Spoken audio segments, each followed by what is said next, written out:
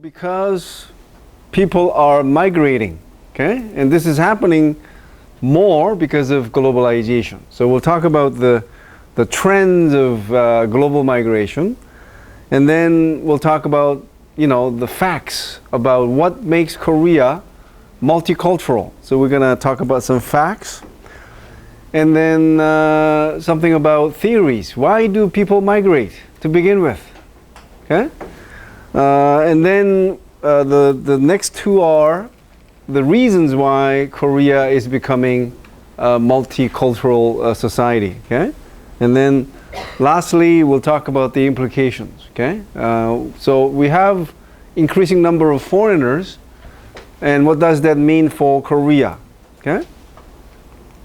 First, trends of global migration.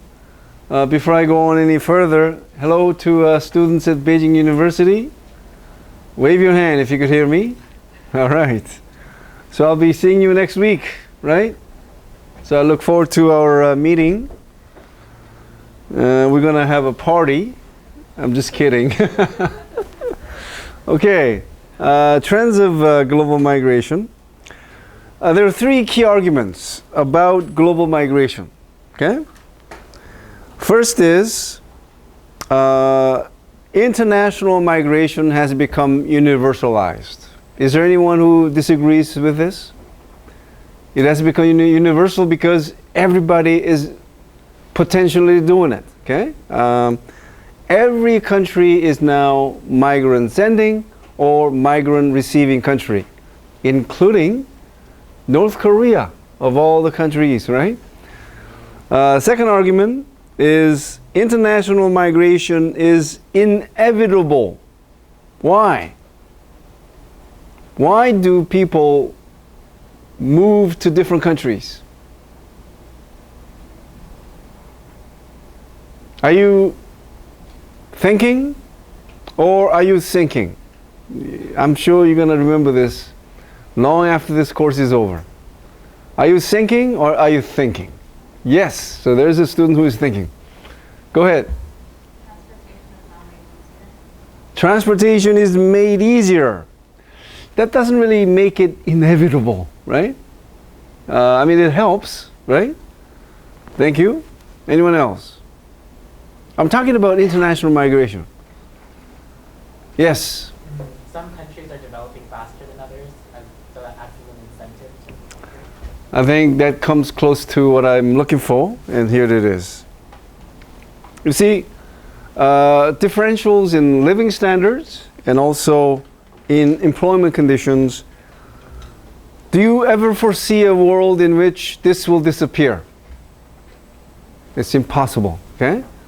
Like inequality within a given society, this will never disappear. So the point is, as long as inequality among countries exist, people will be wanting to move to different countries. Okay? Third global trend of migration is that increased migration of people is both a cause and a consequence of globalization. Okay?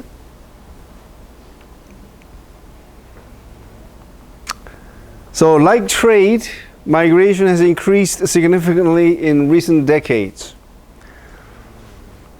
Okay? According to a UN report from 2017, the number of people who live and work outside their countries of birth has more than doubled over the last 40 years to 258 million.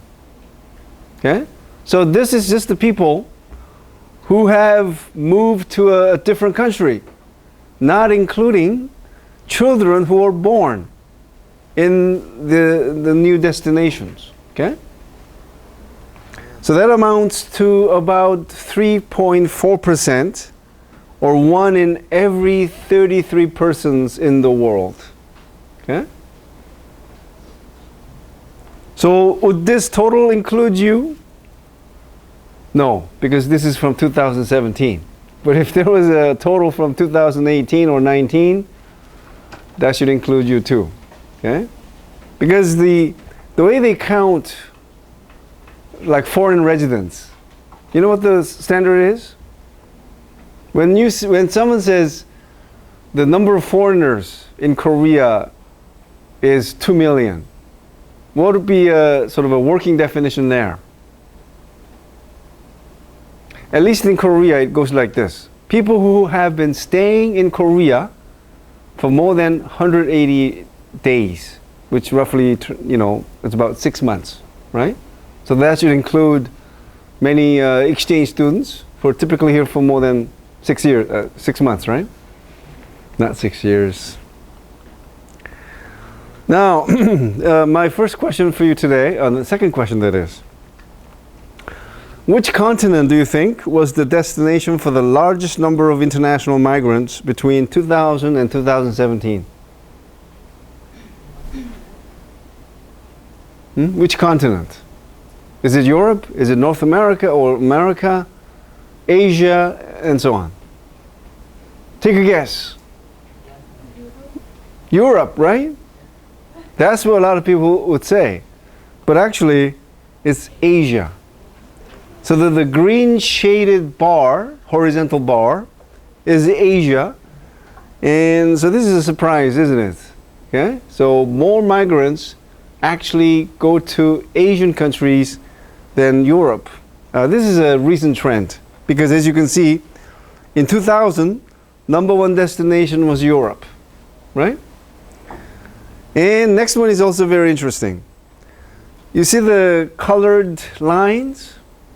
So you would think that when people move, it's usually to more developed countries, right? So north and south simply means south, in a nutshell, developing countries. North, developed, because most of the countries which are developed are in the north, if you look at the world map, right? So people moving from developed to developed country, it's a blue line, and that's about a third largest. But a surprising figure is this. The largest number of migrants moved from a developing country to a developing country, as the purple line indicates. Okay? So I think this is a really, really, really, really, really interesting figure, because it breaks our stereotype, right? Our stereotypical thinking, right? And the least number of migrants moved from developed to developing country, okay? As the red line indicates. And these are 5 general trends of international migration. And do you think this is a good candidate for your final exam as a short essay question? I don't know, but well, we'll see. First is the globalization of migration. And it's, it simply means that more and more countries, or should I say more and more people, are affected by migration. Okay? So as I said it earlier, now, every country is being affected by migration as either migrant sending or migrant receiving country, or both. Second, the acceleration of migration. So the migration of people all over the world, in terms of the size and number, it's growing all the time. Okay? I just shared with you the UN report from 2017, but if you look at the same report published in previous years, all show increasing trend. Okay. Third, differentiation of migration. In the old days, migration was like one type, like labor migration or immigration. Okay, but now you have bright migration, people who visit some place and then staying there permanently. Also student migration, as many of you who are here as foreign exchange students. Family reunion, asylum seekers, refugees, and so on. Fourth is the feminization of migration. So more women are going overseas as migrants, okay? But mostly, not mostly, but the biggest change has been seen in labor migration. Fifth, the growing politicization of migration. Because there are so many people moving about, it is a political issue, okay? So if you are from a country where you have many visa-free relations with many countries, it's all because of this. You know, we're talking about diplomats, you know, sort of figuring out, you know, which countries sort of deserve, you know, this sort of a visa-free status and so on, right? So these are the 5 global trends of migration. Can anybody now recite the 5 without looking at your note? Anyone?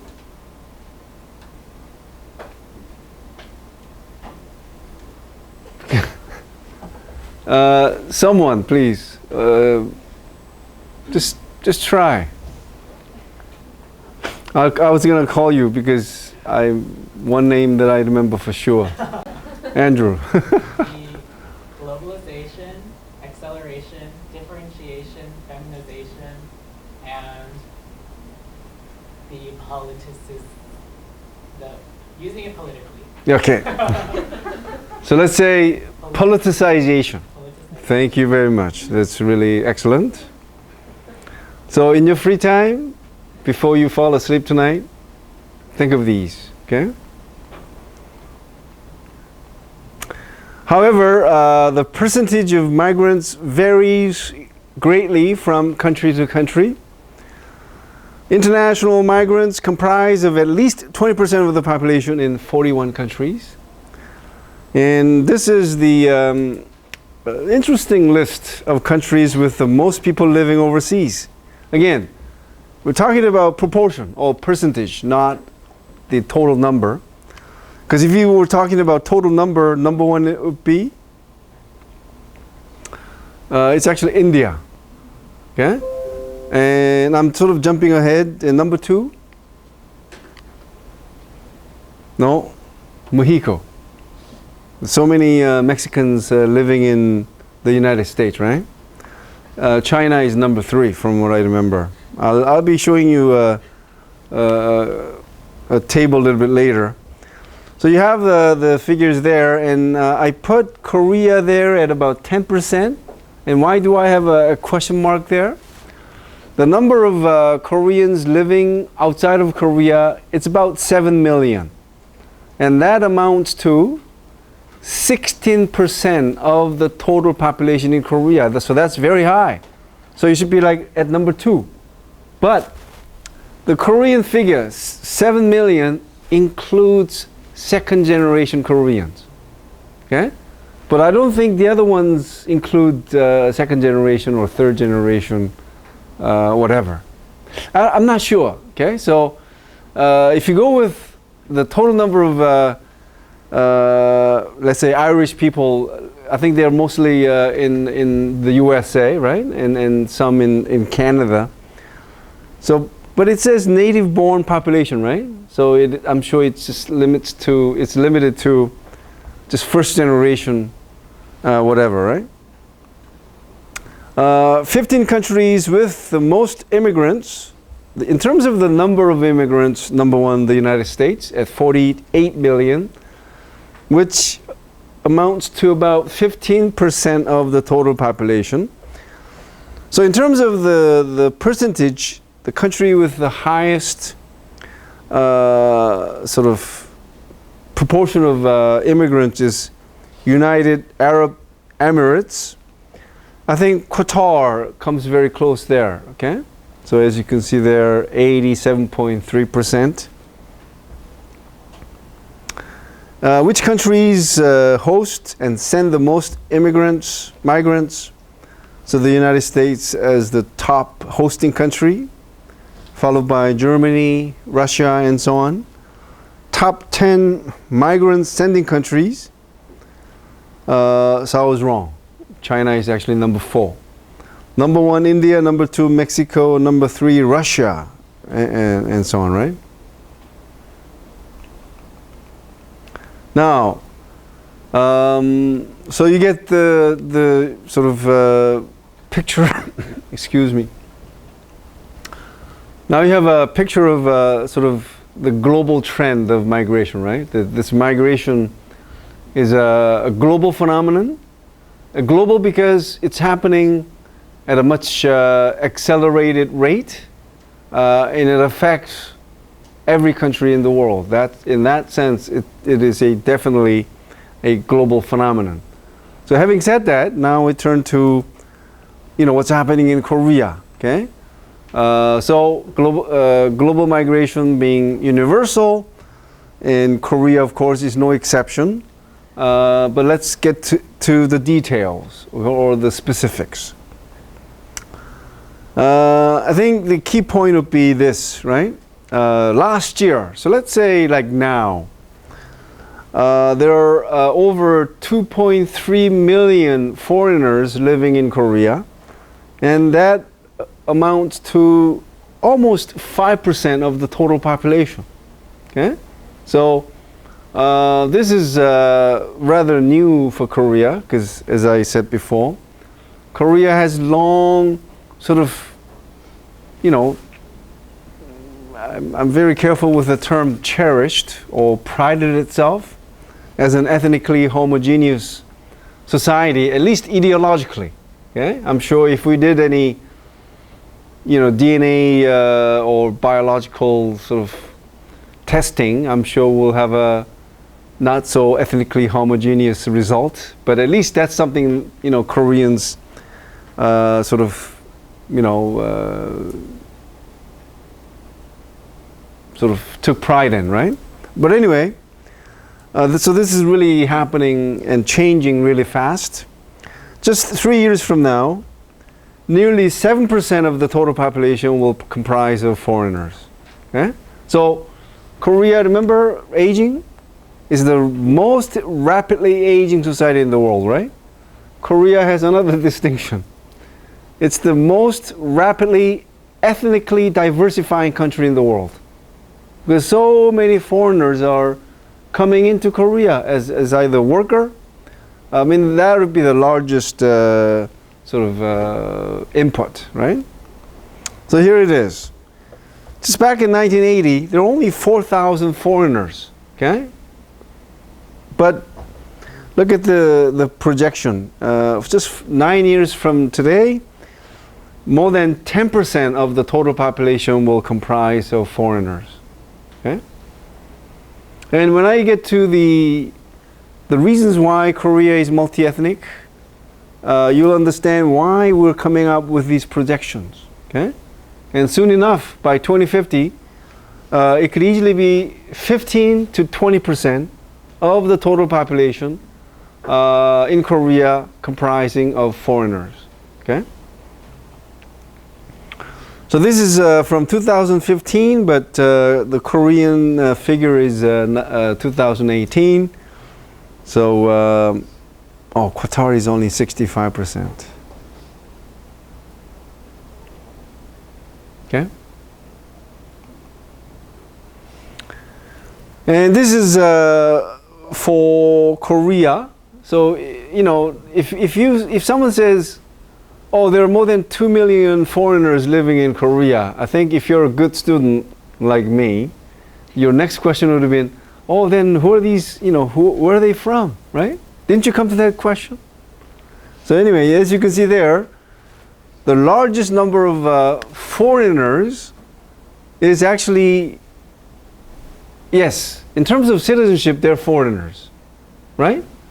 Because the largest number comprises of Korean Chinese, Koreans from China who hold Chinese citizenship.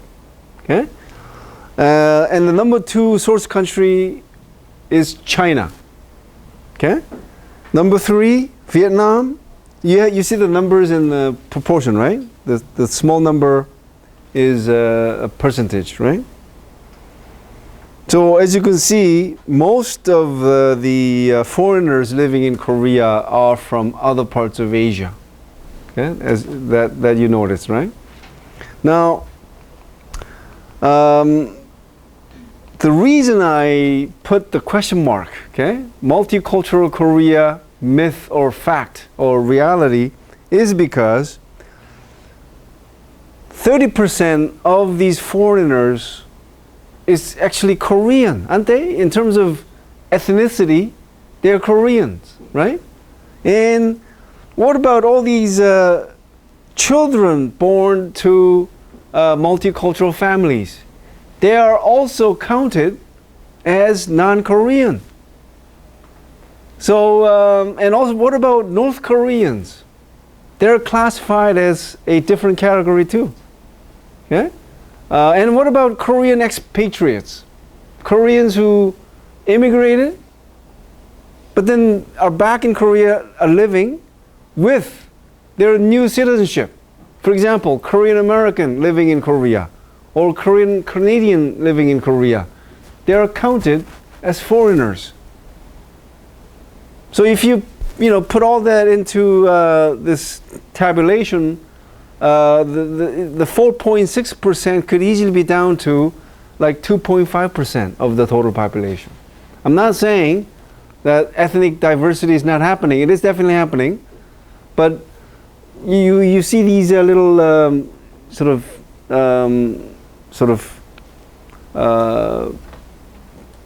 of exceptions which could sort of portray a different Korea in terms of sort of multi-ethnic Korea is concerned. Anyway, what's happening in Korea does affirm the universalization and acceleration of international migration. Okay, that much is definitely clear, right? And again, the rate of increase in ethnic diversity in Korea is currently the highest in the world. Okay? Next is, so I just shared with you what is happening in Korea. And I hope you got a real good sense of where Korea is headed as far as ethnic diversity is concerned. And now, as advertised earlier, why do people migrate? I don't know if you're interested in this question, like I am, but here it is. There are some really interesting ideas behind these theories, okay? And do you think this will be in the exam, by any chance? Very good chance, okay?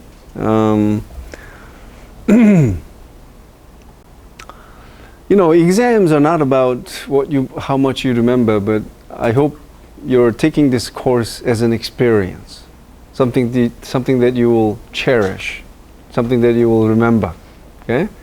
As having enriched your knowledge, okay? That's all that matters. So as you know, migration is as old as human societies, as an integral component of human behavior. As an icebreaker, I'll give you one of the simplest questions I could raise in a college classroom. Our ancestors migrated to different locations for various reasons. What are those reasons, you think? Again, our ancestors have migrated all over the world. Why? Yes. Food. Good. Yes. Okay. You didn't raise your hand. Better weather conditions. Better weather conditions. What else? Yeah.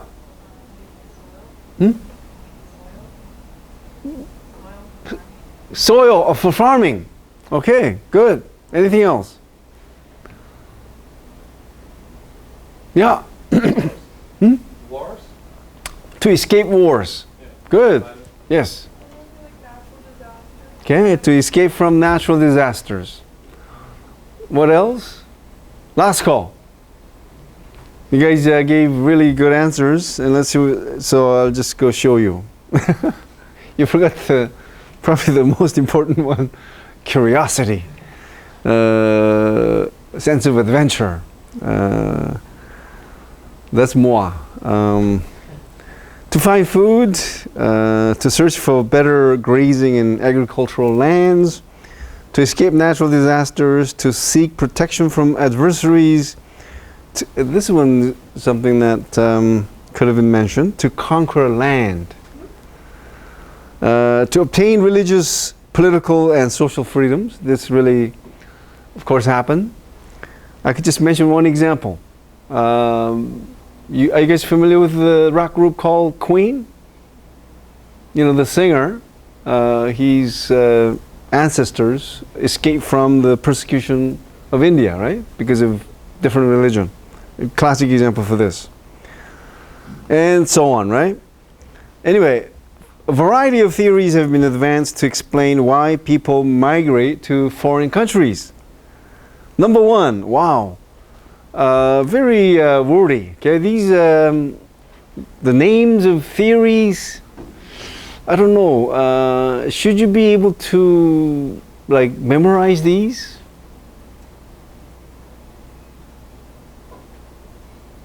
Or should you be expected to memorize these specific theories? Yes. Okay. If this does get on the is featured in the final exam. According to neoclassical economics, international migration happens as a consequence of differentials in wages and employment conditions among migrant sending and migrant receiving countries. Did I upload lecture notes for the second half? Anyway, this is also known as the push-pull theory. Is anyone familiar with push-pull theory? No? Well, here it is. Guess who drew this up? Me. Of course. Who else? Anyway, push-pull theory is not just limited to migration. Okay?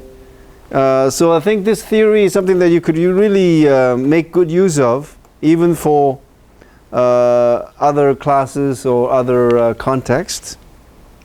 As you can see there, push factors are reasons that push people away. Okay? Pull factors, reasons that, or factors that pull, people in. Attractive, something attractive.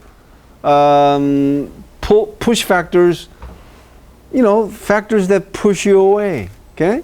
So, push factors would be factors at home, okay, that you want to escape from. Okay? So, in terms of the economic factors, like low living standards, high rate of poverty, few job opportunities, low wages, and so on. Environmental, push factors would be things like adverse physical conditions, natural disasters, too little water. And cultural, social would be like discrimination, persecution, lack of educational and cultural opportunities. And there's also political. Okay? Pull factors, on the other hand, something attractive that makes you want to, go, right? That sort of pull you. Okay? So, if you're interested in this, what should you do? Yes. Google search. Google it. You even have a new verb, right? Google it. Push-pull theory, okay? The second theory is what is called the new economics of migration. And it says that migration is a household decision, not something that you do on your own, but something that a family as a collective does. Why? In developing countries, they always worry about the economic risks, okay? Or they worry about their economic well-being. So what do? They want to send family members to work abroad because that, generates higher income than is the case at home, right? And employment could be less stable at home, so they want to send a family member or two to work and send home money they earn. Okay? And the third is the historical structural approach, and this is a really, really interesting. Okay? Migration happens because it is a means of mobilizing cheap workforce for capital. Now, what business is capitalism in? Yes, capitalism is in the business of making money. And what is one of the best ways they do to generate more profit?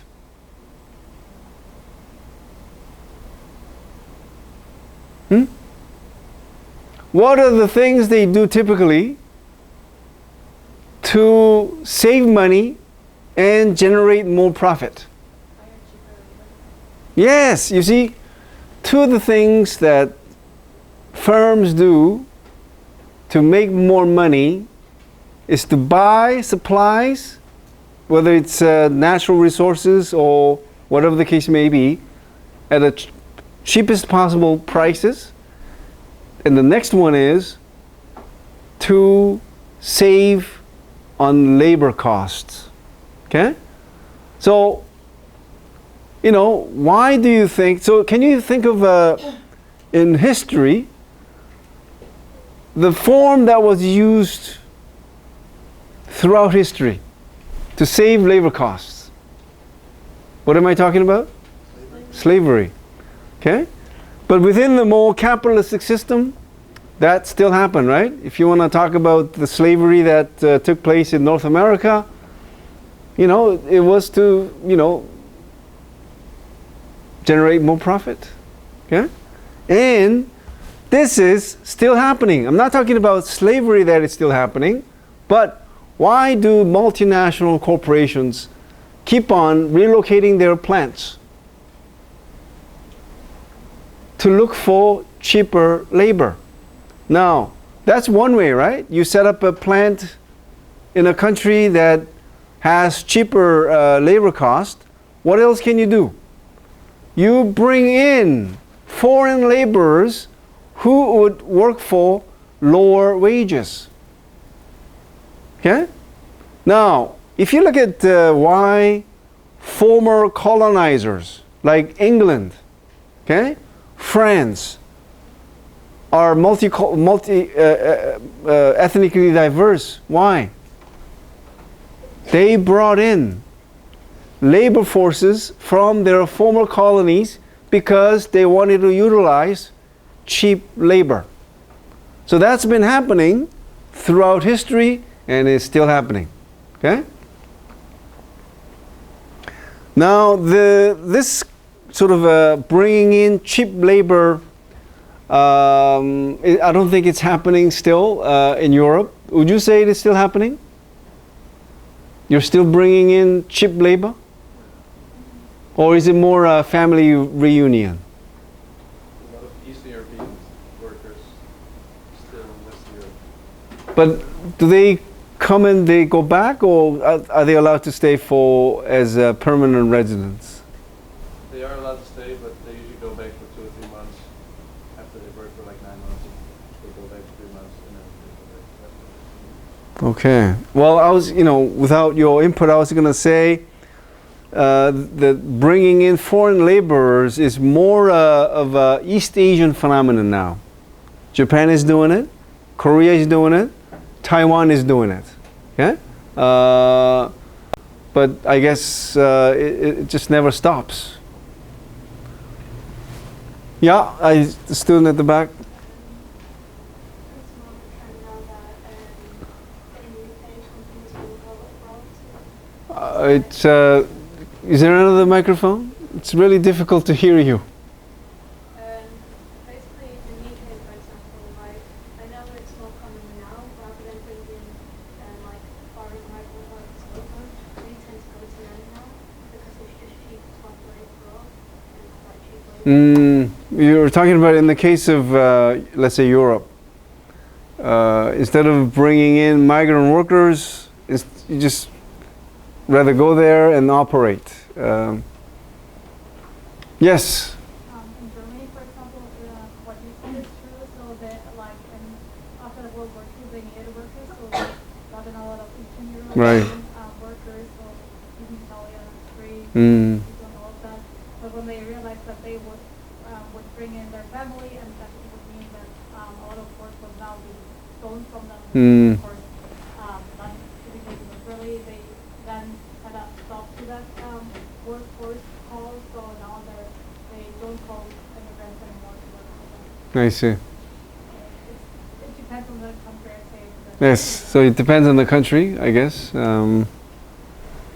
Anyway, I don't know how many of you have thought about this, because when I read this the first time, like 35 years ago, I'm just kidding, it was just sort of a mind-breaking sort of an idea, right? Because I never linked migration to capitalism, and there it was, right? And don't you think, wouldn't you agree with the argument behind this theory? So I hope you're as impressed as I was when I first read about this some years ago. Fourth is dual labor market theory. Okay? And this is oh yes.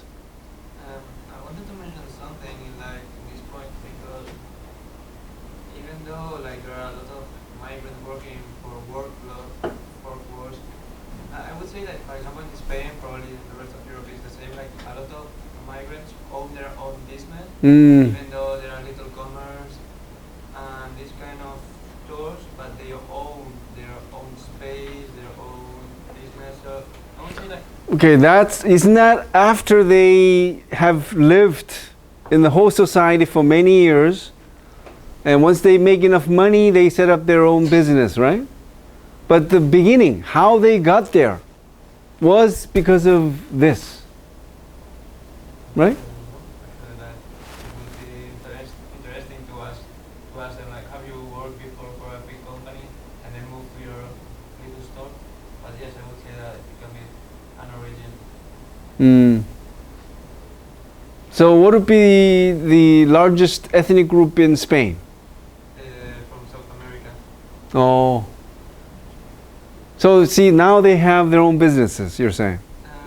Usually the ones who have business are Chinese or from India. So I would say that the biggest group are from South America, like maybe Ecuador, Venezuela, these kind of countries that work but for private families, like taking care of the children, I would say. But then the ones who own the business are Chinese and Pakistanis, and also that's why I don't know how they can come from workforce to own their own business. Oh, because if Spain follow the same pattern as in many other countries, they are typically brought in to work for lower wages than sort of wages received by the major group in society, and after a few years they are entitled to permanent residency, and that's when they, with the saved money, start a business. Anyway, let's move on. Next one is dual labor market theory. And this goes like this. And I look at, so let's say, the students from countries where you do have a lot of migrant laborers, whether this theory applies to your country. Okay? But why? This,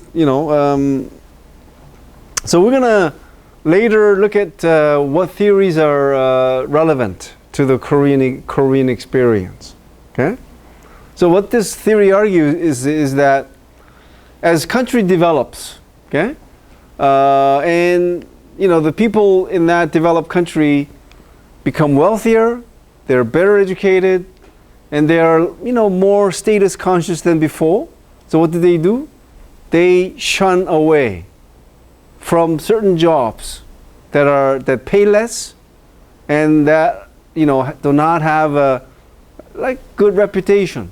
Okay, a good example of this theory is actually Germany.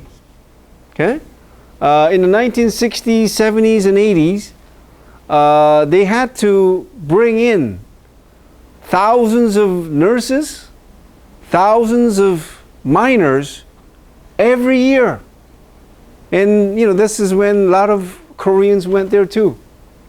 At the time, now, of course, nursing is more respected. I don't think Germany has a shortage of nurses or, nursing faculty not attracting enough students. But at least in the 1960s and 70s, it was sort of looked down on because it paid less, it didn't pay well, and the work was very difficult.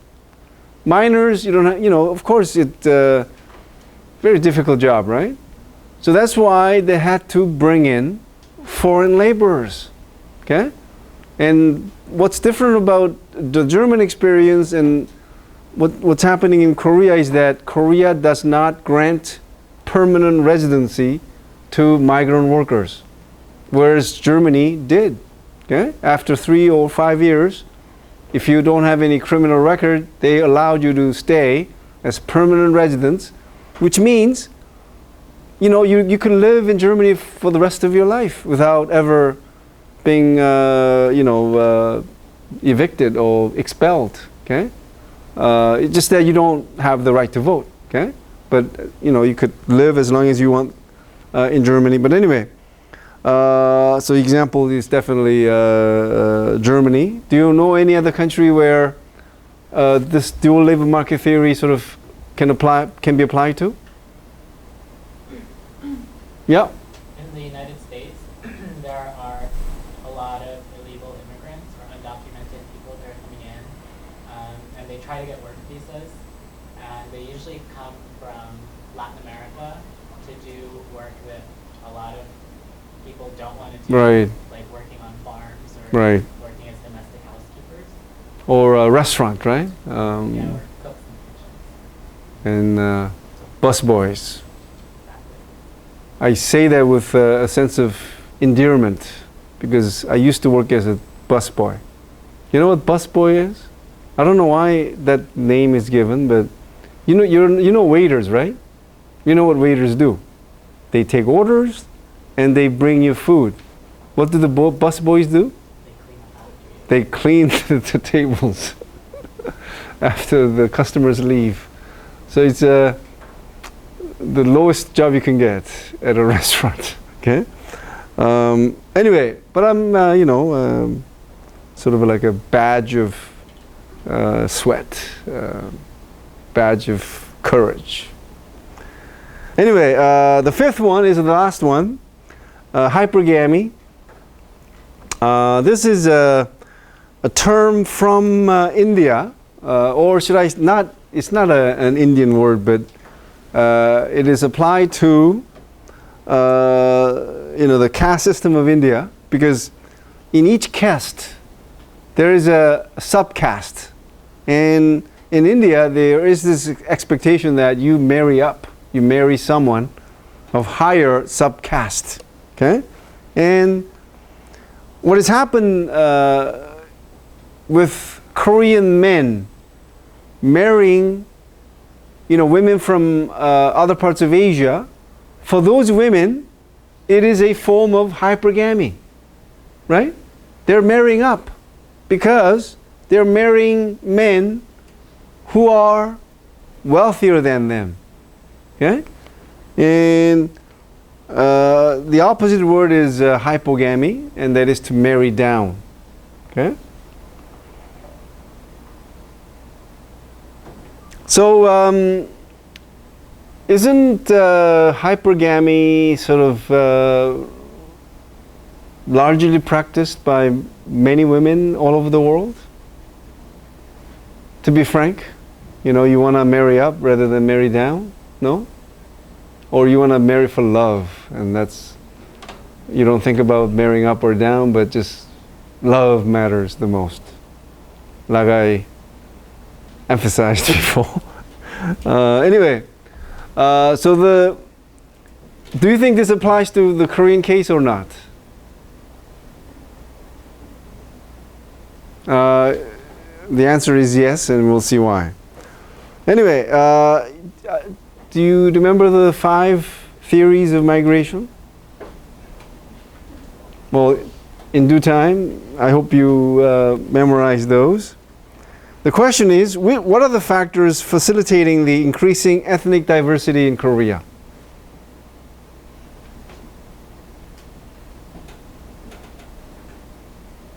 So by now, having given you all these details, don't a couple of things come to your mind? I mean, for any society to be ethnically diverse, what happens? Yes? Globalization, that is definitely true, but it is too broad. I want specific answers. Yes? The low fertility rate?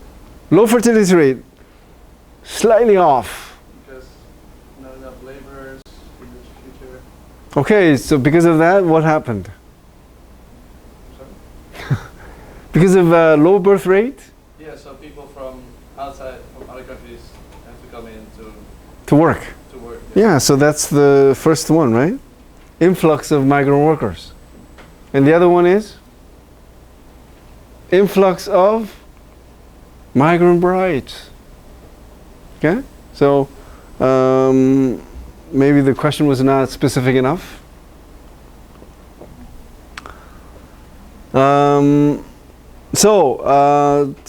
Okay, I think it's so what I've talked about so far in this section, the theories of why people, not just to Korea, but all over the world, migrate to different countries. So I didn't do this for every topic, but if you really want to understand something deeply, you always have to look for some theories that are applicable or that really add to your understanding as to why certain things happen. Okay? So yes, Korea is becoming multi-ethnic because people are migrating to Korea. So this section looked at the possible reasons or theories which explain why people are coming to Korea. Okay? So hypergamy is one example, and the other two I'll talk about after the break. Okay? And I'm starting with continuing influx of migrant workers to Korea. Again, two factors which account for the making of multi-ethnic Korea are the continuing influx of migrant workers and continuing influx of migrant brides. But before that, a little bit of a history about migration in Korea. And so Korea is now mostly a migrant receiving country, but for about a century, Korea had been a migrant sending country. Okay? So here it is. From the mid-19th century, many Koreans, we're talking about hundreds of thousands of Koreans, migrated to Manchuria, China, and to southeastern Russia. And that was to sort of escape from starvation and poverty, and also uncertain political climate at the time. Okay? And to Hawaii, hundreds of Koreans went, and this was brokered by American missionary. Okay? And Koreans also went to Mexico to work, and also to Cuba in 1920. And during the Japanese colonial period, I put quotation mark in millions because we have some disagreement. Okay? Koreans say, millions of Koreans were mobilized as forced laborers. The Japanese government denies that. So anyway, by 1945, up to 1/6 of the Korean population, or 4 million Koreans, were living abroad. Okay? And remember the miners and nurses who went to Germany to work in the 1960s and 70s, and also to the Middle East in the 1970s and early 80s. So the thing about the Middle East is this. The Middle East has been enjoying construction boom since the early 1970s. So the construction boom is happening into the 5th and 6th decade. Okay? And Korean firms are still there, but not workers, because workers' wages have become too expensive. So these, construction firms from Korea, like Hyundai, POSCO, Samsung, they hire workers from like India, Bangladesh, Pakistan. Okay? So this is a very rare picture from Hawaii in the 1900s, okay, working on the sugar plantation. And overseas Koreans, 7 million as of 2018. And I just threw that in for fun. Okay? Which countries do you think have the world's largest diasporas? We're talking about ethnic community, or people living outside of the country of their birth. And so it's the same thing as what you already saw, right? So India has the largest, followed by Mexico, Russia, China, and Jews. So if you go by that number, 8 million, that is, I think, bigger than the population of Israel. I'm talking about the Jewish population in Israel. But anyway, so Korea is right up there. Okay. However, Korea began to import labor in earnest from the mid-1990s because many small to mid-sized manufacturing firms could not find Korean workers. Here's a second $1 million question. This could easily be in the final exam. Okay? So we've been importing or bringing in migrant workers since the mid-1990s. Was this due to labor shortage? Let me, ask you that first part of the question. Was it yes or no? The answer is no, because we don't even have, even today, we don't have labor shortage. Okay, so that's one.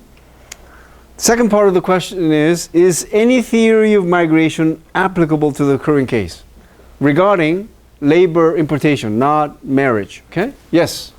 I would say a dual labor market, Yes, very good. Dual labor market? because Koreans started to, I would say the boom from university degrees started in that period. Right. So more and more people went to university and they didn't want to do like manufacturing workforce. Okay, very good. So one theory that applies to the Korean case is definitely the dual labor market theory, where Koreans are now wealthier, they have a higher education, so they do not work in particular jobs, so they sort of shun away from that, right? That's one. Is there any other one that is applicable? Yes? Historical? Yes. Thank you. Why? So here is what I'm trying to say. You see, now, so it's going to take some time for me to explain this. So the simple one is this, right? Dual labor market theory. Koreans, higher educated, wealthier, do not want to work in not so reputable or high paying jobs, okay? Low paying jobs, that is. But because of this, when small to mid-sized firms could not find enough workers, instead of, adding more bonuses or, sort of raising the wages of these firms, they took an easy way out. Why? They knew that they could import foreign laborers at half the price. To put it bluntly, now the foreign workers are entitled to minimum wage, but before they were not entitled to that. So in theory, Korean bosses, the employers, could hire foreign workers at about 1/3 or half of what they had to pay to Korean workers. So that's why this historical structural theory also applies, because these employers of small to mid-sized firms knew that they could just simply bring in foreign workers, and it's actually a boon for them. It's better for them because it saves labor costs. Okay, so when it comes to the reasons for labor importation, two theories apply to Korea: dual labor market theory and historical structural approach. Yes? I have a question. Doesn't neoclassical economic theory apply in this situation? Of course, she mentioned, whether neoclassical economics theory also applies to this. And of course, that's in a more layman's term or layperson's term, push-pull theory, right? That applies to any context, okay? So if you want to call it a third theory that applies to the current context. Thank you. Anyone else with a comment or question before I move on? Okay. So to mitigate the labor shortage in small to mid-sized manufacturing firms, as well as for other unskilled manual jobs, the Korean government began coordinating policies to bring in foreign migrant workers since the early 1990s. And where do they work at? They are employed in construction, auto parts, textiles, furniture manufacturing, and other small to medium scale manufacturing industries, as well as agricultural and fishing industries. So many men working on fishing ships or boats, you will find now many foreign workers. Okay, so this covers quite a lot, right? Of Korean industries. Studies show that these workers typically earn about 2 million won to like 3 million won per month. So that's about $1,800 to like $2,500. So maybe to Koreans that's not enough, but these workers from very poor countries, right? I won't name which countries, but let's say a worker from Myanmar, or Indonesia, their typical salary, even with a college degree, is less than $500. Okay, so them coming to Korea, in comparison to how much they would have made back home, it's a significantly larger sum. That is why this sort of a global inequality is leading to never a short supply of cheap laborers. And from the beginning, Korea attracted workers from other Asian countries. Okay? And so you keep this in mind. So we have been importing foreign workers from 1990s, but never because of labor shortage, but because Koreans shunned away from certain jobs. But this is going to change. Why? Rapid aging of the population. Okay?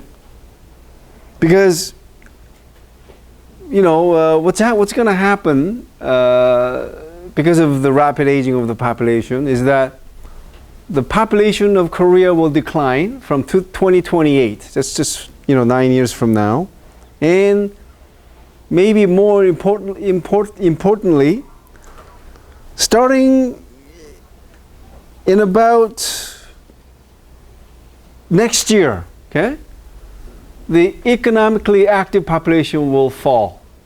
You know what economically active population is, right?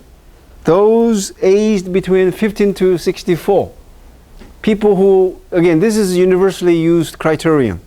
Okay? Economically active population is a population in the age between 15 and 64.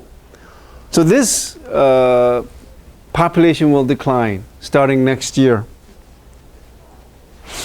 And that will definitely mean importation of even larger number of foreign workers if Korea wants to sustain its current level of economic growth.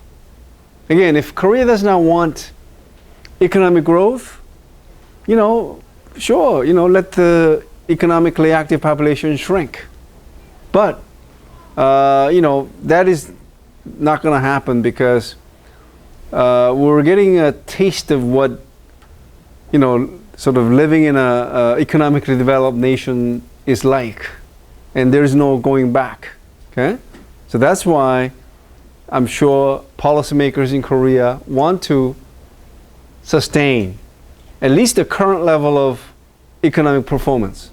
And that is to bring in more workers, because this means these workers, foreign workers that is, they pay taxes. Okay, they are not here making the money they're making tax free. They're paying tax.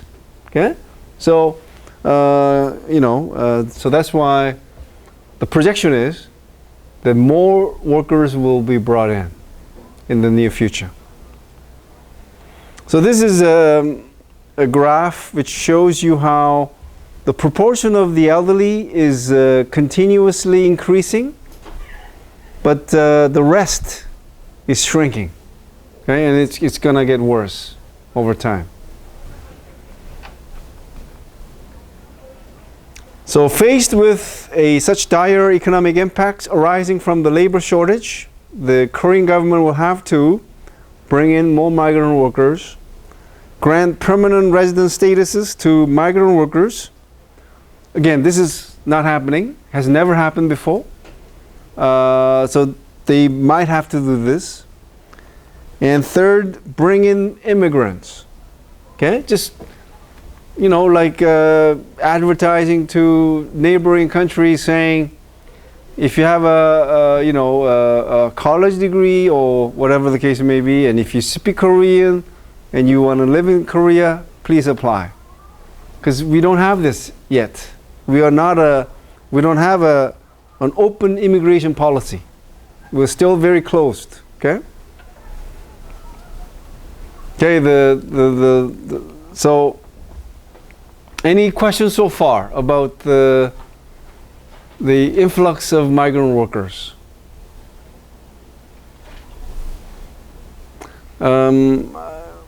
As I was going through, I guess it would have been nice to have a pie graph showing where the migrant workers come from. But it's this probably very similar to the one I showed you earlier. Workers from China, including Korean Chinese, comprising the largest proportion, followed by workers from like Vietnam and so on, right? The next is, and this is sort of the second last part, increase in the immigration of brides. And this is something really, really interesting because of what I'm going to be telling you in due time. Okay? So influx of migrant brides is definitely adding to the increasing ethnic diversity in Korea.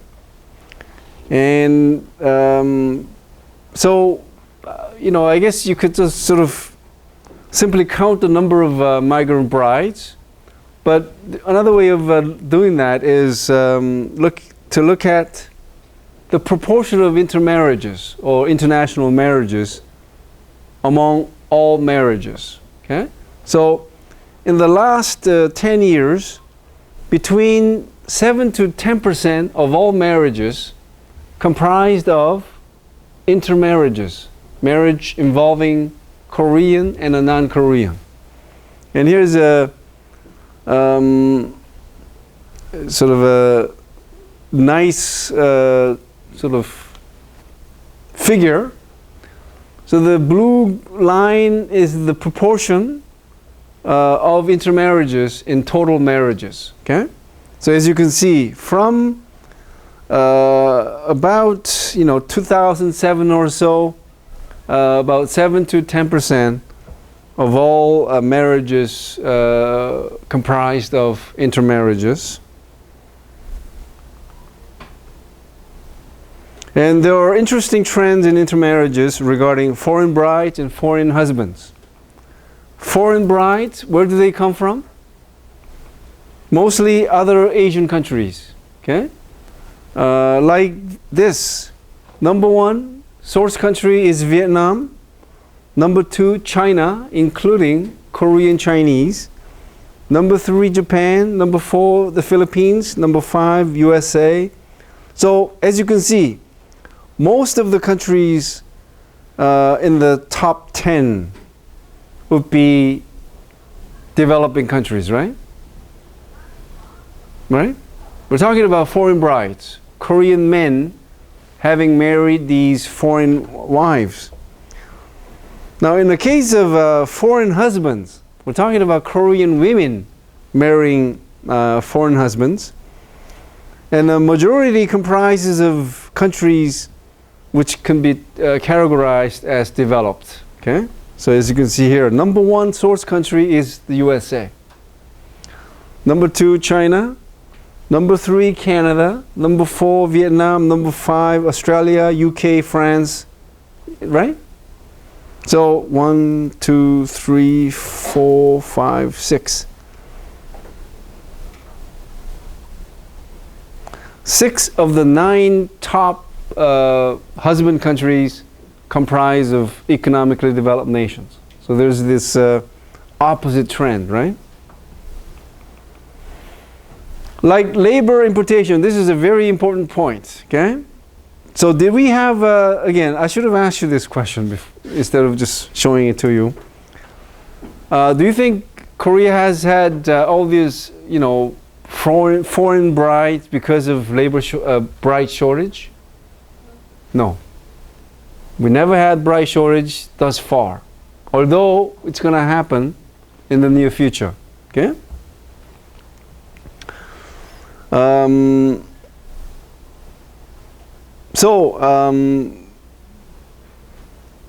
Korean men, especially those living in the countryside, had to resort to marrying foreign wives because they could not find Korean women who are willing to give up the comfort of urban life to go live in the countryside. Okay?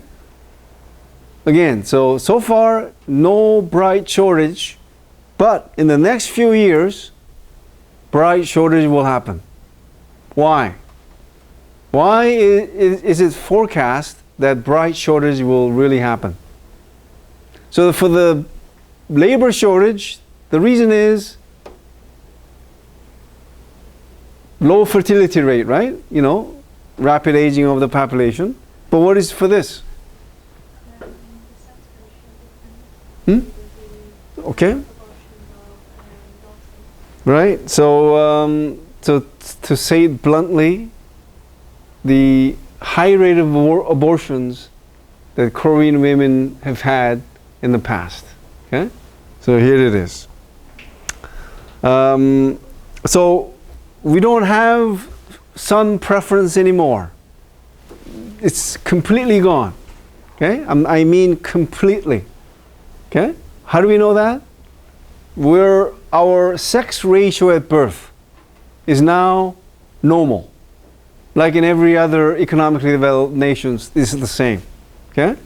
So, but we did have strong son preference until like 2008 or 9. And, well, just a question about the abortion is this. What is the natural sex ratio at birth? And for your curious mind, whenever you hear sex ratio, okay, because you could add at birth, sex ratio at death, sex ratio whatever.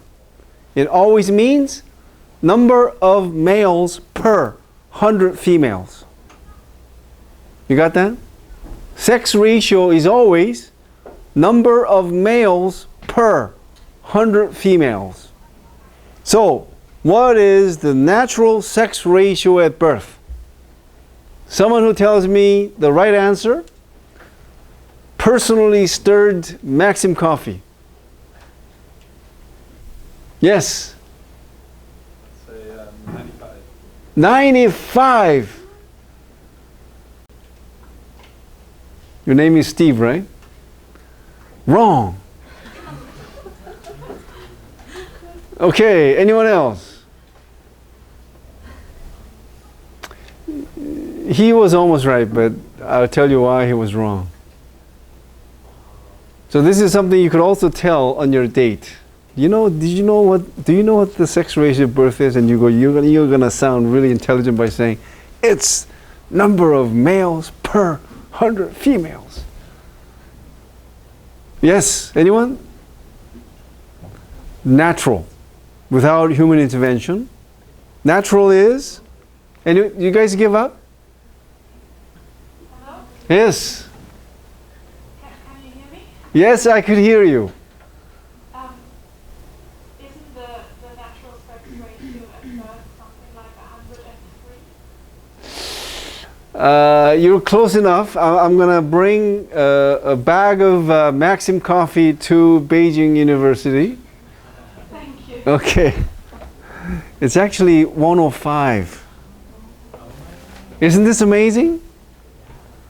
Then why do you think more males are born? This just doesn't sound right, right? Why are more males born? Can anybody answer this? And this is worth 2 cups of Maxim coffee. And this goes to, yes, Eva. Yes, I'm not sure. I think it's because male children are more likely to die than female children. Oh my God, you deserve now 3 cups of Maxim coffee. All right. That is correct. And I'll explain to you why. And I'll have to write this on whiteboard, and I write it really big.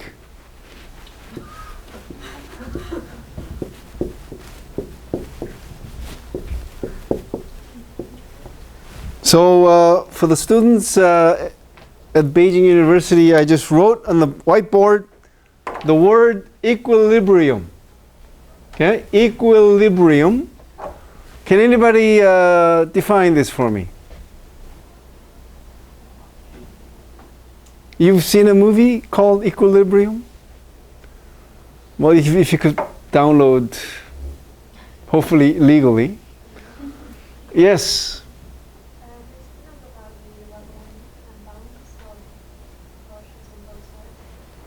It's, just put it simply, balance.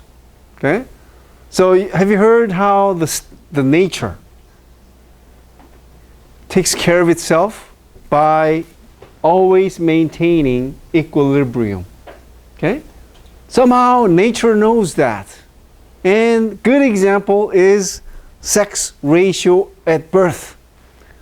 Like Eva said, more males are born because by the time they reach reproductive age, it becomes balanced.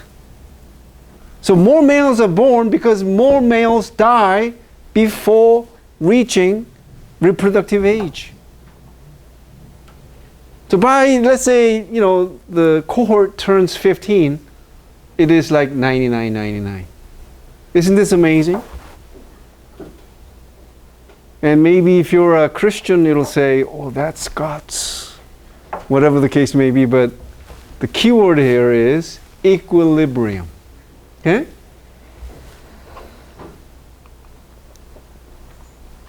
So I actually, so here's a key thing. Keep 105 in mind. That is a natural number. Okay? But look at what Korea has been doing. In 1970, 109.5, which means for every 100 females, 5 extra males were born. Or put it another way, that many female fetuses were aborted. Now, then why only from 1970 do we see this? That's another I almost said that's another Maxim Coffee question, but anyone, why do you think that it's only from 1970 that we have this sort of unbalanced number?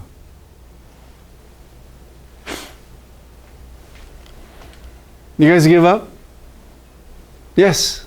Maybe worse? Not worse. Okay, I'll give it away. You know the technology called, how do you find the sex of the fetus? Ultrasound. You see?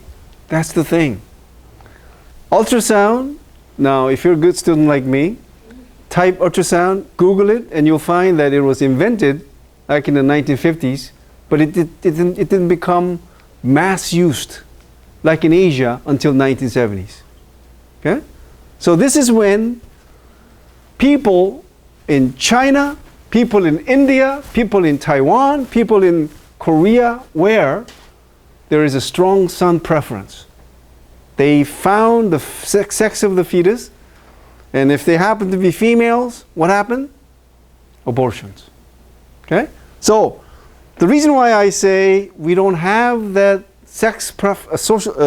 son preference anymore is that for the first time in recorded history, look at 2015.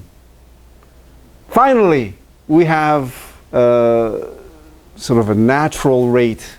And that has been maintained for 4 years. And I think it's safe to say that son preference is finally extinguished. But until then, we've had extra males born every year. And again, that was artificially induced by aborting tens of thousands, hundreds of thousands of female fetuses every year. And that number has been adding up into millions. And that is why in the next few years, we're going to have a real bride shortage. So let me ask any Korean men in this room, I think there are only a couple or one or just two, do you have a girlfriend? If you do, hang on to her.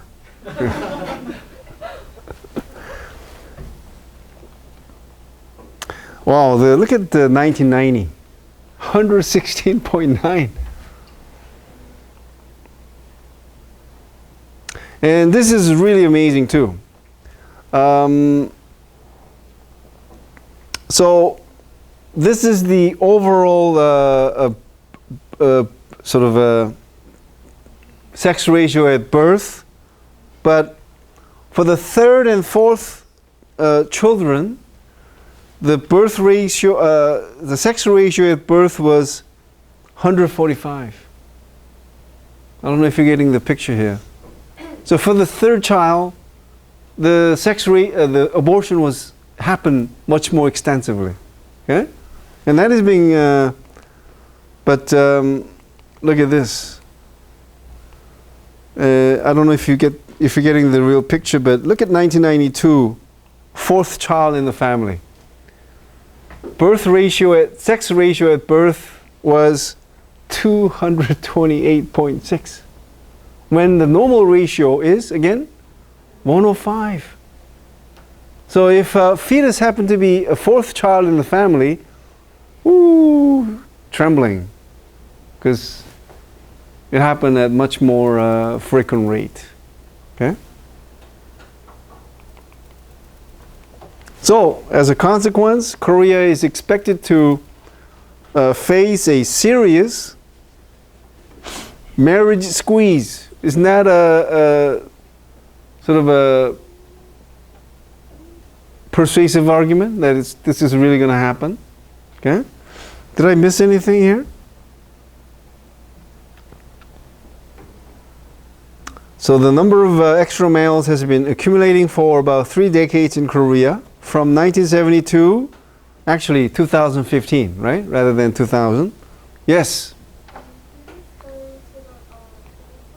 This one?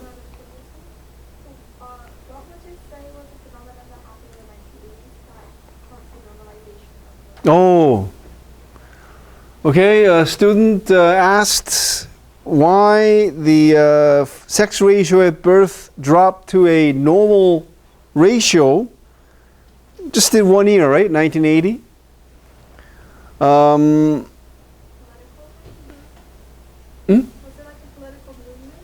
Okay, well, if you were to talk about what happened in 1980 in Korea, if you want to talk about some momentous change, is that in 1979, President Park Chung-hee at the time was assassinated. And in 1980, Chun Doo-hwan came to power through coup d'etat. Okay? So at the time, there were demonstrations, happening all over Korea. So it was a very politically unstable time. So if you want to talk about what happened at the time, maybe that accounts for why.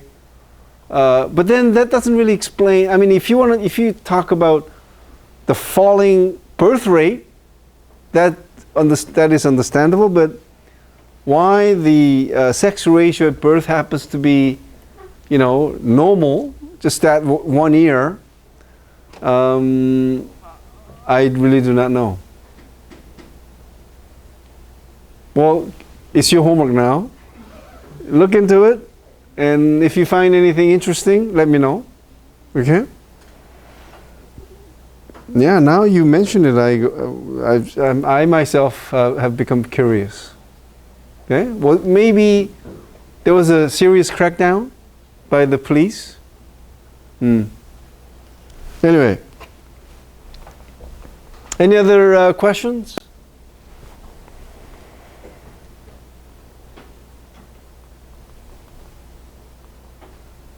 And Korea is not alone when it comes to bride shortages. So I do not have a specific number of extra males, between the age of let's say 10 to 35 or 40. But I do have some estimates for other countries, starting with China. China reportedly has 34 million extra men. Okay? I don't think it is talking about the overall population, but men, when they compare men and women from the age of, let's say 1 to 35 or 40, men and women in their marrying age or who will reach the marrying age in the near future. And India supposedly has 37 million extra men. And I think in China the situation was a little bit more serious because they had this one-child policy for a long time, right? So, can I ask you a question to students at Beijing University? Is son preference still strong in China, or has it sort of changed for the better?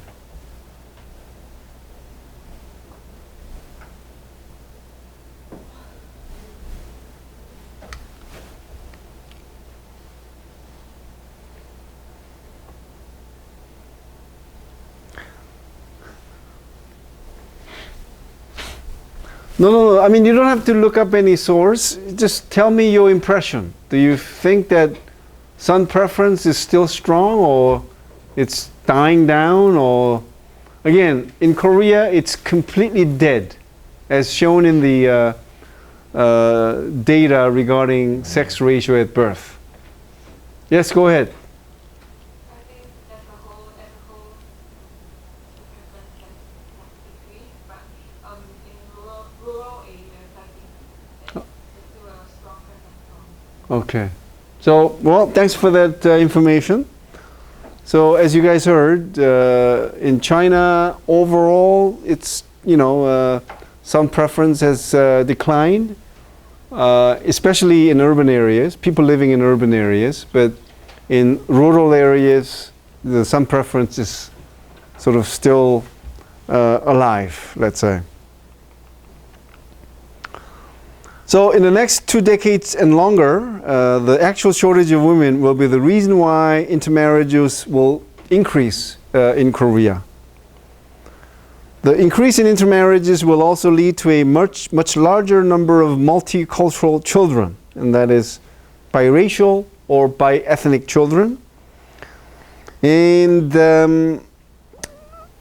as of 2018, there were more than 200,000 multicultural children. Okay? All right.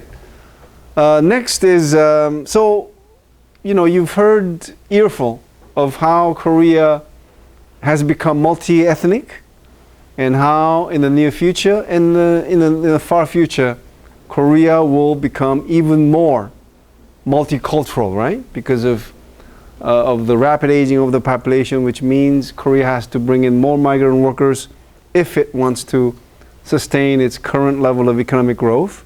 And because for about 4 decades, Koreans as a whole practiced son preference in the form of abortions, we will have shortage of brides.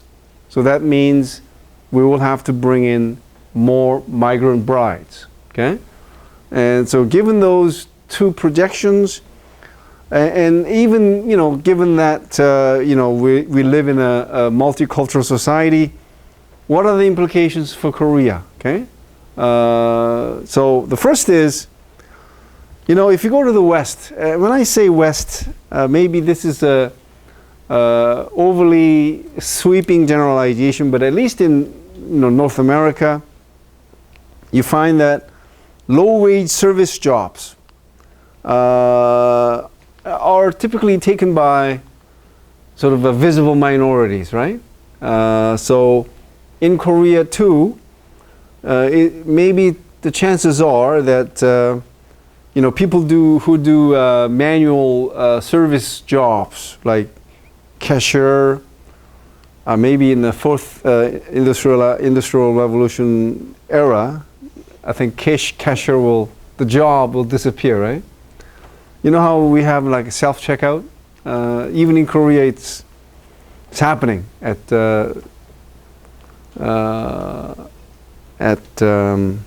not at convenience store, but department stores, right? I'm not talking about department store, but okay, E-Mart. What do you call that as a whole? I just call it Costco in my head. It's just like a wholesale, more a big. Okay, you get the picture. So, I don't know if you agree with this kind of a forecast, but possible, right? All right. Second is, Korean case points to a new trend that can be called the regionalization of international migration. So you saw how the Asia was the #1 destination for migrants, and I'm sure that most of the migrants who migrated to other Asian countries were Asians. Okay? So this refers to the regionalization of international migration. Asians moving to other Asian countries. Third is, when it comes to research on race and ethnicity, maybe the focus should be more on ethnicity. Because in the West, it's all about race. Racism. Race, different races. But in Korea, and also in Japan, also in China, it's more of a different ethnic groups. Sort of, if there is a real problem, it's more of a ethnic clash, tension, and conflict, rather than, between races, right? So that's why, I should have written about this 20 years ago because now if you type ethnicism, someone has written a paper on it, like 5 years ago. But I thought of that concept, believe it or not, when I was a grad student. I should have been the one who invented the term. And every time someone has to use that, they have to go, oh, Andrew Kim. 1996, kind of. Okay? So, any thought on this? Am I making a persuasive argument here? But one thing is for sure, that in the West, the focus is more on racial differences, racial problems, rather than something related to ethnic differences and tensions. The next one, and this could be the last one, is racism in Korea. According to 2013 World Values Survey, 34% of Koreans said they would not want foreigners as their neighbors. Wow. Bad. You think this is high or low or average in terms of sort of in international comparisons? Anyway, I'll just show it to you. The most tolerant countries, can you name a few? Netherlands? I think Canada should be in there. Oh, all these countries, respondents said, only 4.9% said they do not want foreigners as their neighbors. Okay? So these are the most tolerant countries in the world. Next is where 5 to 9.9% of the respondents said they would not want foreigners as their neighbors. 10 to 14.9%, countries like Finland, Italy, and so on, said they would not want foreigners as their neighbors. 15 to 19.9% of people in Hungary, Romania, Ethiopia, and China said they would not want foreigners as their neighbors. And Korea belongs to this group. The least racially tolerant countries. 20 to 39.9%, France. Anybody from France? It's okay. I should. That is so stupid for asking. Turkey, Thailand, Malaysia, the Philippines, Zambia. You know, the countries that are surprising are actually these: Thailand, Malaysia, the Philippines, because they are very, very multi-ethnic societies. Okay, but of course, the question is foreigners. Okay, and 30 to 39% of respondents saying they would not want foreigners as their neighbors. Egypt, Saudi Arabia, Iran, and so on. The next one is the least of the least. And, you know, this is really, again, I find it very, because India is one of the most ethnically diverse countries in the world. But again, question is foreigners. And that is sort of different, right? So, I think if you phrase the question differently, okay? Like, you know, to the question that, you know, I would not want different ethnic group member as my neighbor, maybe the response would have been different, right? Wouldn't you say? Could be different. So, share that answer people of another race when asked to pick from groups of people they would not want as neighbors. And so Korea is in the red. Okay? So, I'd like to close today's session with this. I don't know if I mentioned this before. Do races exist? This could be on your final exam. Do races exist? Is it too broad? Like, are there subspecies of humans?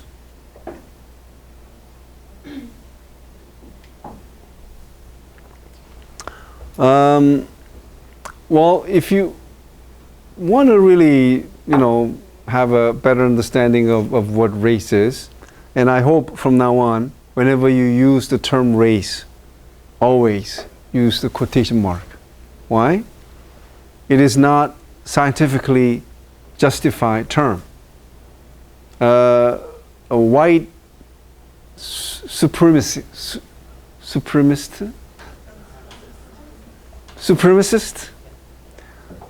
scholar came up with the idea to begin with. And humans all over the world are 99.9% identical. That 1.1% difference is all about eye color, hair color, skin color. That's it. So, and if you look at, you know, the skull shape, skull size, whatever the case may be, we're the same. Okay? Again, the only difference, eye color, skin color, hair color. Okay? So, should we have different races, knowing that? So, the only thing that are different is this so-called phenological, something that you see, right?